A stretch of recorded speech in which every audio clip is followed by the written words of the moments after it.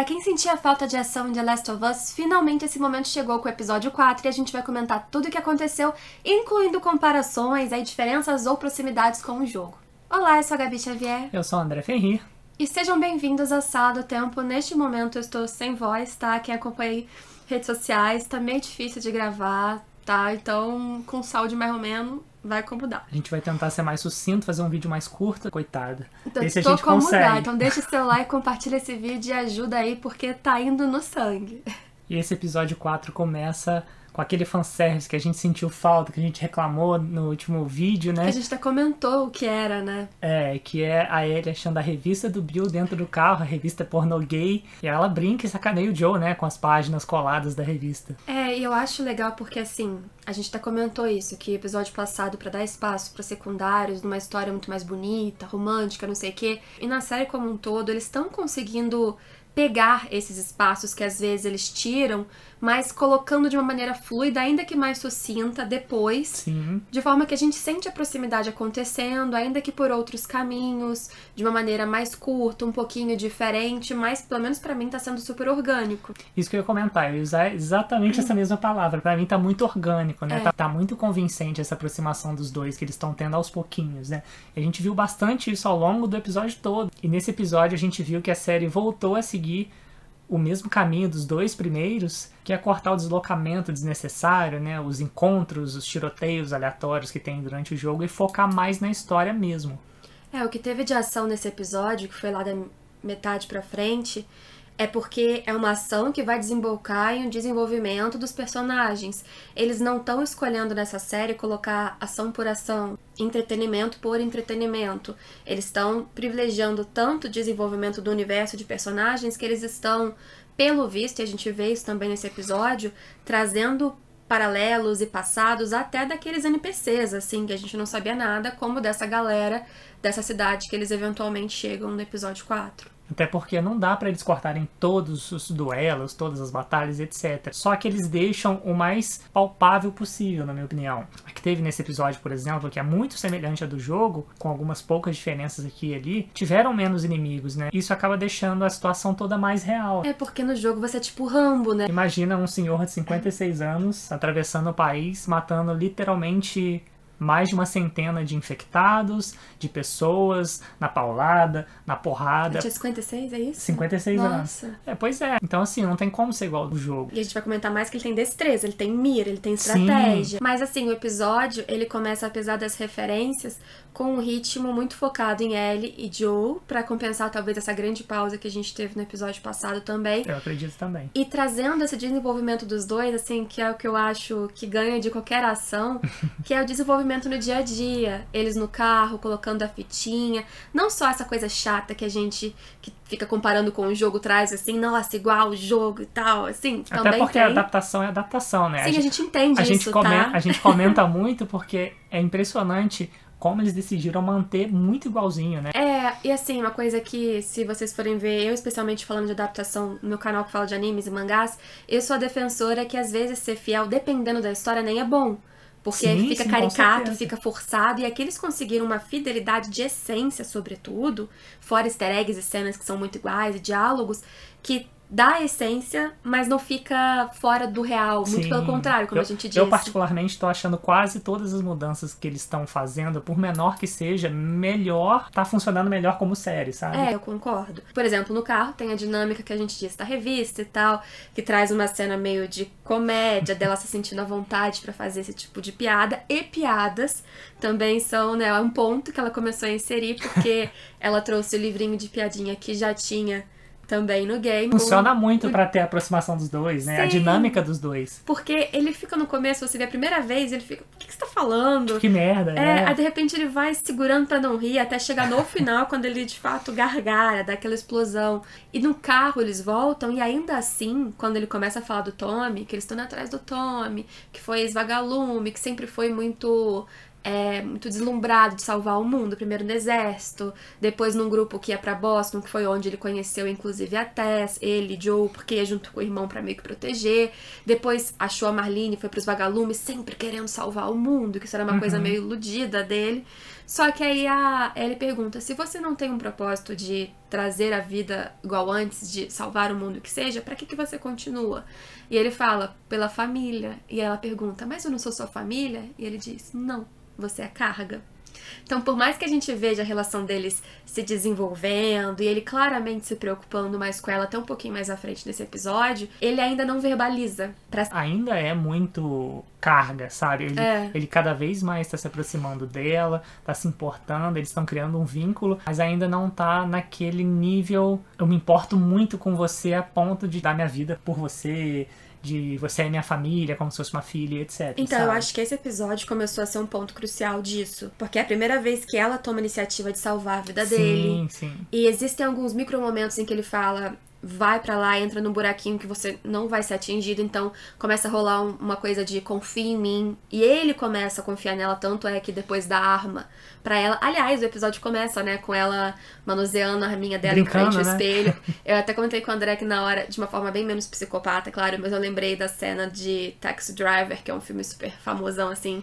Mas aí depois, quando eles vão dormir, uma coisa que me chamou a atenção, ela faz as piadocas, que ele tenta não rir, e ela o questiona sobre se eles estão seguros.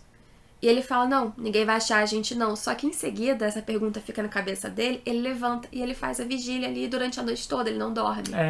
Isso me deu uma sensação, na primeira vez no episódio, que é assim, ele não tá fazendo isso por ele exatamente. É por ela também. É por ela tá preocupada.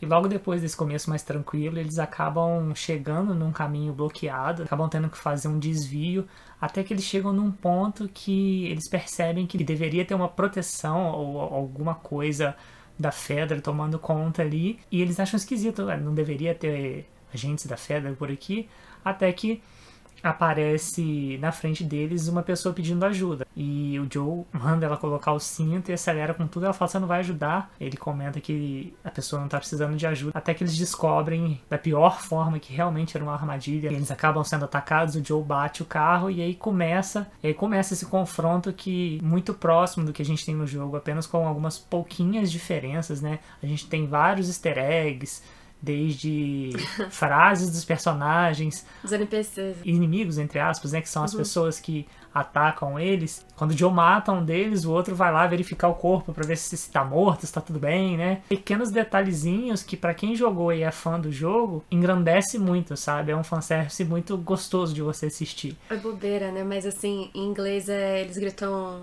I see you, motherfucker, e fica fulano matou não sei o que. Isso, a gente fica morrendo de rir, que tipo, caraca, muito igual, sabe? E eles têm esse cuidado de tá o tempo todo colocando esses fanservice pros fãs, sabe? Coisa que, pra quem tá assistindo pela primeira vez e não teve contato, legal. Mas quem jogou, fica o tempo todo ali, não sei o que, ali qualquer coisa, ali não sei o que maneiro. Esse episódio, o tempo todo, o Joe precisa da Ellie pra entrar em lugares que ele não consegue, pra ela liberar caminho pra ele, né? Isso é essa fantástico. Essa dinâmica, de novo, dos dois bem próximo ao jogo. A dinâmica toda deles atirando e defendendo no jogo. Sobe o elevador, cai na água, vai não sei o que, tem um milhão de coisas, porque o jogo tem que acontecer. Sim, não é você que tá lá na gameplay, tem que andar, tem que atirar, tem que fugir, senão o jogo vai ser só filme, não é? Mas como a gente falou, mais a gente adiantou, né? Essa é a primeira vez que existe uma situação em que o Joe, ele vê que a Ellie não é só uma carga. Sim. Ela tá ali pra ajudar de alguma forma. De várias formas, na verdade, né? Tanto que ele consegue ele é um cara muito velho, como você... Muito velho, coitado, assim, mais velho, como você disse. E ele atira em inimigos, ele tem uma precisão absurda. Mas ele, quando vai ser confrontado, ele não vê que o garoto mais jovem tá chegando. E ele poderia ser morto, asfixiado, se não fosse a Ellie decidir pegar a arma. Ela hesita, né? Ela pega a primeira faquinha. Ela vai com a arma, e por isso que eles colocaram a arma como easter egg da série, porque no jogo ela pegava uma arma caída do lado do Joe na água. Do próprio inimigo, né? Que o Joe tava afogando. O que acho que, além de ser uma coisa muito megalomania, que ele estaria num lugar, na água, afogando, seria mais complicado. De novo, são coisas que funcionam pro jogo e não pra série, né? Fica muito melhor na série como foi. Ela tinha uma arma que o Joe desconhecia. No jogo, ela inclusive dá um tiro na cabeça do cara. Então, assim, uma menina que não consegue atirar, sabe? É muita sorte. Ali, não, ela dá um tiro no corpo do garoto e tem todo aquele drama. Ela fica hesitando durante um tempo, né?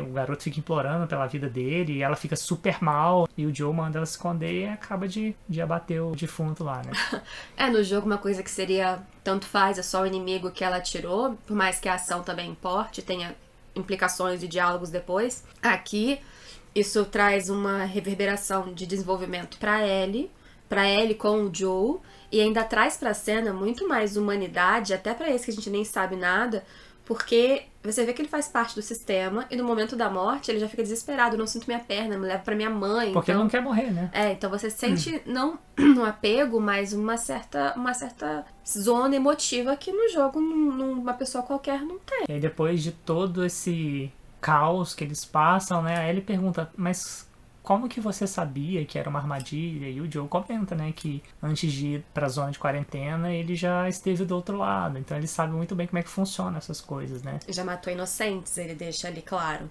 Porque essas pessoas matam inocentes. Ela questiona se ele já matou. Inclusive ela pergunta no jogo também, né? E ele não responde. Mas fica claro. Obviamente você entende que sim, ele já matou, né? Então aí a gente entende também a fala da Tess antes de morrer, de falar, vai, leva essa menina, tenta fazer uma coisa certa pra compensar tudo de errado que a gente já fez. Eles já passaram por essa escadinha de sobreviventes, e ainda são, mas nessa escada, nesse caminho, eles já, pra sobreviverem, já acabaram levando à morte, provavelmente, pessoas que não tinham nada a ver. Sendo do bem ou do mal, digamos assim, são sobreviventes. E falando nisso, o que a série faz de novo é dar uma explicação que ela começa a dar nesse episódio exatamente sobre essas pessoas que no jogo são assim, são isso, pessoas que estavam ali nessa zona sobrevivendo. A série, ela adicionou todo um propósito, toda uma camada, um drama. É interessante que aí ele pergunta, quem são esses? Não são da Fedra? Não são vagalumes? Quem são? O Joe fala, são pessoas. É a melhor explicação possível. Pessoas fazem isso. Elas matam, elas atiram, elas fazem esse tipo de coisa. Então, eles deram nomes a algumas dessas pessoas, principalmente a líder desses resistentes, nesse local que anteriormente era da Fedra. A tal Kathleen, que seria a líder, me parece uma mulher muito fria, que faz o que precisa fazer, e ela tá obcecada atrás de um Henry. Quando ela vai fazendo umas perguntas pra um cara que tá preso no local que era a prisão da Fedra, né, que é um médico, que ela tá interrogando, perguntando sobre ele, sobre o tal Henry, falando que, você trabalhou ou denunciou seus próprios vizinhos pra Fedra, fica claro que ela tá ali em posição de pessoas que se viraram contra a Fedra, a gente não sabe o processo. A partir daí a gente não tem mais dúvidas de que foi uma rebelião, né? Sim, alguma coisa aconteceu que eles conseguiram tomar aquela área. E ela deixa ali claro também que naquela mesma cela, será que não foi ali que o irmão dela foi torturado, apanhou até morrer? Então ela tem um irmão que foi preso pela Fedra, foi torturado, morto, e ela quer se vingar porque, como aquele senhor médico fala, eu não denunciei você nem seu irmão, mas esse tal Henry denunciou o irmão. Apesar de qualquer problema, inclusive um problemão que ela parece encontrar nesse episódio, ela ignora, ela tem como prioridade naquele momento achar o cara pra tal vingança. E eu acho legal porque esse ponto de vingança é um assunto que vai ser levado até a esferas maiores na continuação de The Last of Us e tudo. E aqui a gente já traz um pouquinho desse assunto, de pessoas se vingando, de pessoas fazendo o que é necessário pra sobreviver e como isso acarreta em consequências e raivas ou não para outras pessoas, e pessoas que ficam cegas por esse sentimento. Então, assim, sem entrar em detalhes, mas nesses microfones... Quem sabe. Eu acho interessante que eles tragam isso numa subtrama. E assim que a Kathleen fica sabendo que o pessoal dela foi morto por alguns forasteiros... Forasteiro eu me lembro de Resident 4, mas tudo bem. Como é que é o nome? Em espanhol, né? Enfim... Ela fica possessa, né? E manda vasculharem porta a porta, porque esse pessoal pode estar vinculado com Henry, né? Talvez... mercenários que ele chamou.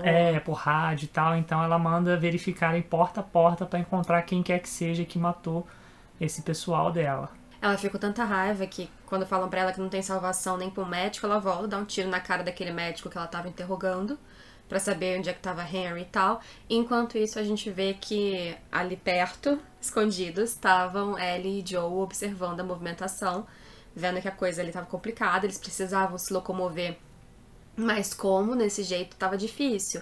E aí tem mais tempo de diálogo dos dois, que é bem importante, que eu achei mais sensível, pelo menos mais rapidamente sensível, acho que no geral mais empático do Joe na série do que no jogo.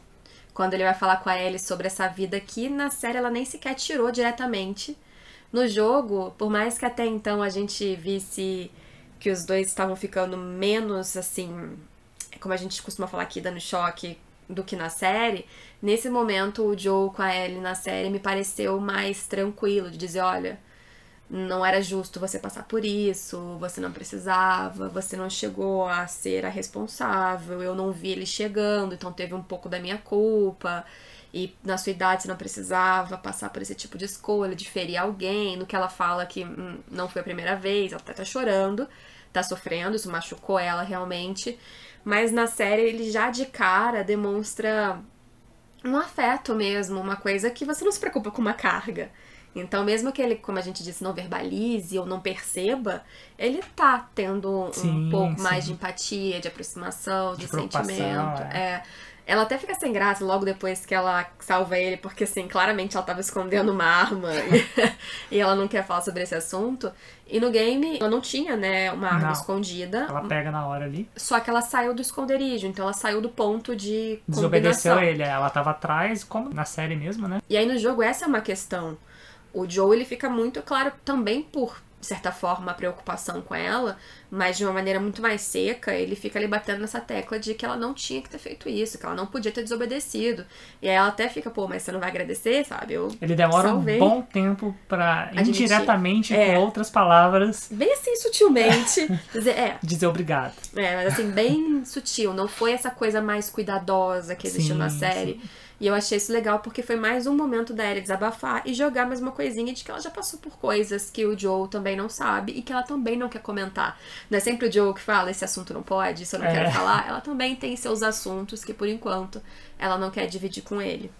E nessa parte que ele ensina como manusear a arma, como empunhar e tudo mais, né? Porque a gente tem uma diferença que no jogo é em outra parte, mais pra frente, e com o rifle, né? E fica muito mais palpável pro seriado ser na arma mesmo que ela já tem ali, né? No jogo é sempre questão de gameplay, porque ele vai ter que descer, ela vai ter que atirar nas pessoas, então ela tem que saber usar o rifle. No jogo faz sentido. E aí eles comentam, né, o Joe e a Ellie, que eles precisam esperar essa busca toda que tá acontecendo na cidade, que é pelo tal Henry, diminuir um pouquinho, a movimentação ficar mais baixa pra eles chegarem num prédio mais alto, que tá ali a uns 4 quarteirões, e aí a gente vai acompanhar exatamente essa busca acontecendo.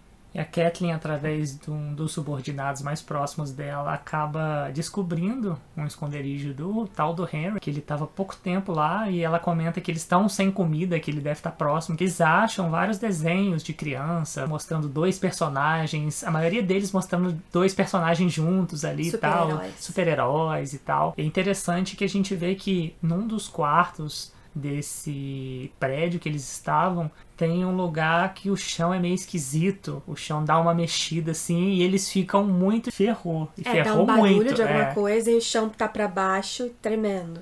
Então eles ficam assim muito preocupados. Ela dá a ordem de que é pra deixar aquilo lá quieto e seguir a procura pelo Henry. E o cara até questiona, nossa, tem certeza? Não é melhor avisar pro pessoal e tal? E ela fala, não, vamos seguir a busca e tal. Deixa a porta fechadinha que o negócio não vai sair. E aí a gente fica pensando, o que será que é aquilo lá? Será que é uma horda? Será que é um tal alguém que teoricamente deveria ter aparecido no episódio anterior e não apareceu? Um bichão? Não sei. Porque tem coisas que eles foram cortando, né, pra trás e que eventualmente ainda pode aparecer. Sem dúvidas é algum problema. Muito grande. Eles não mostraram essa cena à toa. Alguma coisa tá ali no chão querendo sair e ela fechou a porta pra seguir pela vingança. E o episódio, vamos puxar pra terminar porque tá muito sinistro. Vocês não sabem, eu já parei esse vídeo umas 20 vezes pra tossir e tudo. Eles conseguem depois, Joe e Ellie se deslocar, subir nesse prédio, exausto depois de tantas escadas, ele lá por seus 50 e tantos anos, ela até zoa ele. E antes de dormir, eles espalham um monte de caquinhos de vidro pra, se alguém chegasse ali, ele escutaria os passos, alguém mexesse a porta e tal, e ele acordaria. E aí eles deitam, e eu achei curioso que é nesse primeiro momento que ele parece relaxar um pouco perto da Ellie. Primeiro porque ele tá exausto, certamente, depois de tanta treta e nem dormiu na noite passada, e ele acaba rindo, gargalhando pela primeira vez de uma piada. As piadas idiotas. As piadas horrorosas daquele livro. E eu acho que é um riso não só de achar engraçado, mas de alívio, sabe? Eles passaram tanta coisa. E eles estão cada vez mais dependendo um do outro. Não é só ele protege, ele é o protetor, ela é a carga, não. Ela tá cada vez mais sendo útil, salvou a vida dele, então... Eu acho que ele tá abrindo essa casca um pouquinho. Só que, infelizmente, logo em seguida, quando ele fecha os olhos, ele tá tão desligado que dá a impressão de que ele deu uma adormecidinha, aquela cochilada rápida mesmo. Mas, de qualquer maneira, ele não viu duas pessoas entrando lá dentro. Ele acorda com a Ellie gritando. Quando ela já está na mira de uma arma, assim como ele também. E quem tá mirando nele é um garotinho com um olhinho assim pintado de vermelho, que, se a gente lembrar, é muito parecido com a faixa do olhinho vermelho dos super-heróis que estavam na parede do esconderijo, suposto esconderijo do tal Harry. Uhum. Então, provavelmente, talvez, um desses dois seja o tal Harry, o cara, a criança, e assim termina, muito parecido com o jogo, mas também numa dinâmica diferente, que eu acho que a gente deixa pra comentar diferenças em relação a essa parte no próximo episódio. E agora que eu não tenho muita voz, você antes de mim, o que você achou desse episódio? Enquanto isso, vai comentando aqui embaixo, você também. Eu achei um episódio excelente, né? Eles tiveram cuidado em cada detalhezinho para criar cada situação, para desenvolver cada personagem. Como a gente já tinha comentado antes, eles tiveram o cuidado de botar um background naqueles personagens ali da cidade, sabe? Coisa que não tinha antes. Isso enriquece muito os trocentos easter eggs que teve gente, pra desculpa, gente, a gente tem né? que falar. E pra quem é fã do jogo, são mimozinhos ali, são agrados que são muito gostosos de assistir.